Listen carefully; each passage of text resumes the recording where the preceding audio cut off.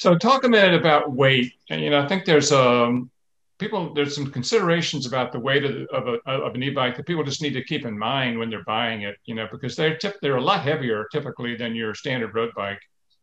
And so do you feel the increased weight when you use the bike? And also comment on, like, are there issues about where do you keep it and how do you transport it when you start considering the bike maybe weigh 50 or 60 or 70 pounds versus your 25-pound Arner bike that you use on the road? If weight is an issue for you, modern e-bikes can be as light as, let's say, about 50 pound minus. You can always take the battery off and save like 8 pounds or whatever the battery weight is. Like when you're moving it, trying to transport it?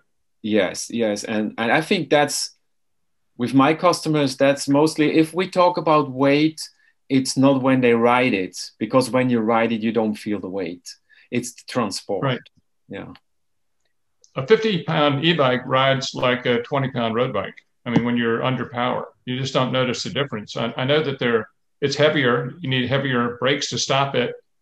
There's some physics you have to overcome, but the feel of it is largely the same. Am I correct? Correct. And Yeah. absolutely. And actually the other thing as far as transporting it, more and more of our rack suppliers are building their like hitch racks to carry 65-pound bikes. And most of your manufacturers are going to recommend you take the battery off to transport it anyway.